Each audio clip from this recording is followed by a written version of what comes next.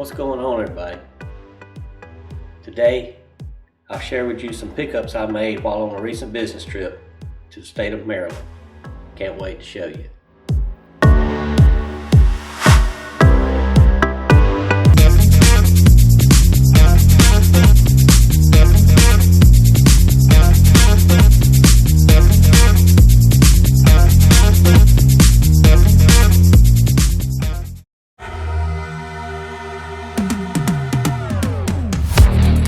Okay, we'll start with some baseball singles that I picked up.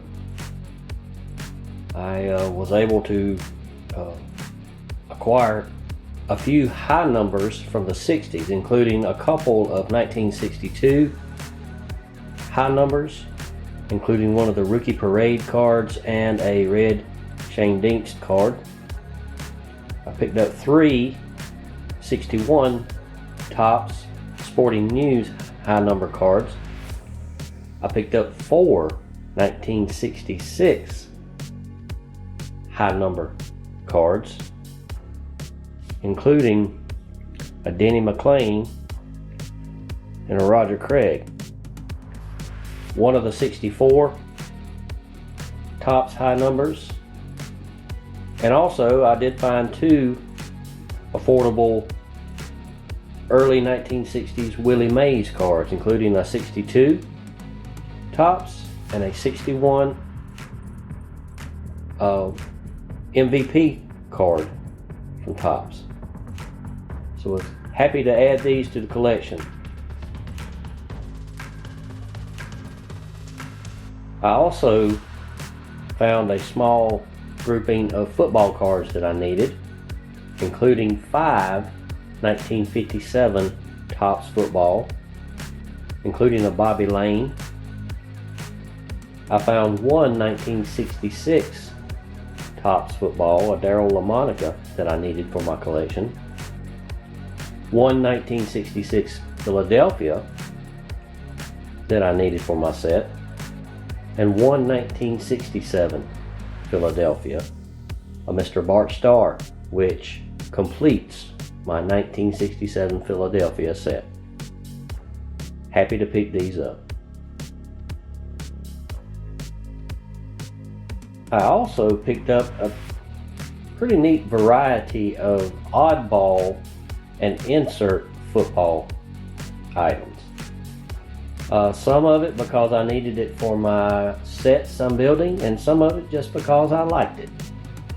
But I did pick up a couple of notable items, including 2 of the 1968 Topps posters, one of Gale Sayers and one of Johnny Unitas, and a couple of unique cowboy items. How about them Cowboys? Just because I wanted them. But probably the cream of the crop in this little collection is what you see right here. I don't know if I can get it to focus or not. But that is I don't think it's going to focus. That is a 1962 Salada coin of Jim Brown. And I got it for an absolute steal. I won't say how much because they may come and arrest me for robbery, but I got it at a steal. So happy to add that to my collection. I did find these assortment of late 1960s Coca-Cola bottle caps at one of the shops I went to. And I picked, they had quite a few of them. I went through them and I picked out a few that, there was no superstars in there, but there were some stars, some minor stars. And I did go through and find a few for quite reasonable price of $1 a piece. And so I did find, I think there was 7 baseball and 3 football. The 7 baseball, includes a a couple of Elston Howards, I think. No, there's actually a Elston Howard and a Frank Howard. 3 Tony Olivas, and 2 Harmon Killebrews. And the football included a very nice clean Merlin Olsen and 2 Dallas Cowboys, Mel Renfro and Bob Lilly. How about them Cowboys? Happy to pick these up at such a great price. And this was something I was super excited to pick up at one of the shops I went to. I did find this complete 1970 Topps Super Football set. I've had a few of these in my collection, but I'd never bothered to try to put the set together. But I have been giving it some thought here lately about trying to put a set of those together for my collection. And I ran across a pretty good deal on a complete set. And you know, some of the cards are not worth a whole lot, but this set for the most part is loaded with Hall of Famers. And you know, the set has some of the cards are not without their conditions or issues, but for the price I paid, I was very pleased to pick this set up. I may upgrade a few of them, but happy to add this beautiful 1970 set to my collection, including a variation of the O.J. Simpson rookie card. In one shop I went in, I did come across these 2 mid-1970s wax boxes. Unfortunately, they are empty, but I thought it was a pretty decent price on them, so I went ahead and picked those up. There's a 1975, which you see at the bottom there, baseball, and they were shrink wrapped. And I think the shrink wrapping caused a little puckering and bowing on these, but I think I can get that straightened out with a little bit of work, and not too much trouble to straighten those out, probably. But and the one at the top is a 1976 Topps baseball. It does have a little bit of writing on it, but it doesn't have the puckers and bows in it that the 75 does. But they still display well. And when I can find these at a decent price, I'll pick them up. I'm not really a wax box collector, but if I can get them cheap, I will pick them up, just because I like the way they look. So I was happy to lug these back to the house. And as far as unopened product goes, I did find a little bit.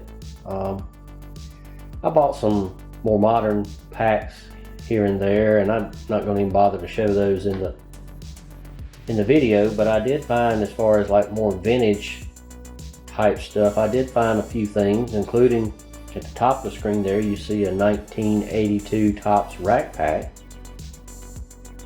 To the bottom on the right side there are a few 89 Topps Hockey packs.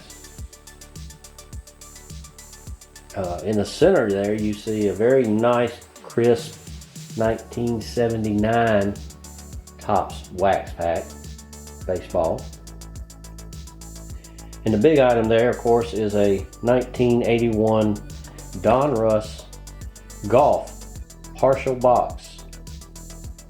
There's a total of 25 packs in this box, and I actually went to this little shop and I picked up a few of the packs, paid the guy what he was asking for them, and I got to thinking about it over the next couple of days, and I said, you know what, I may go back and see if he'll cut me a deal on the rest of that box. So I did go back and talk with him, and we worked out a deal for the rest of the box. I had opened one of these packs I think last year maybe on my channel, and it was my last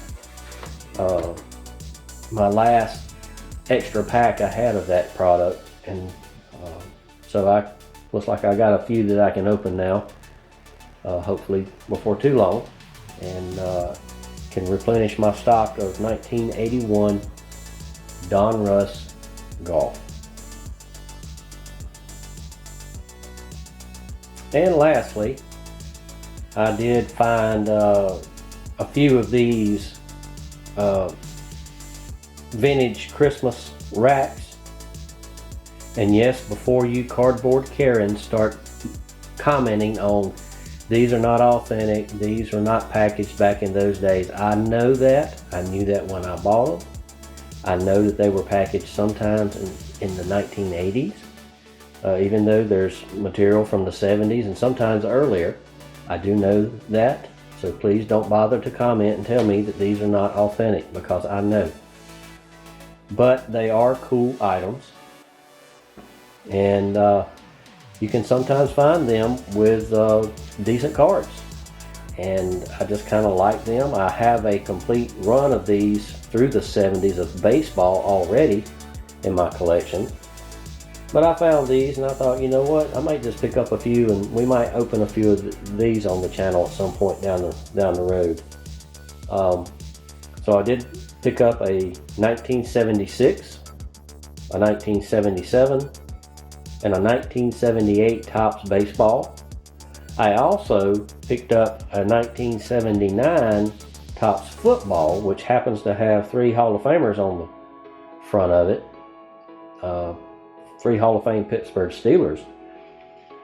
And I think I may just hold on to it just because I like the way it looks. And I don't have any other ones from the football side of things, so I may just hold on to this one for my personal collection.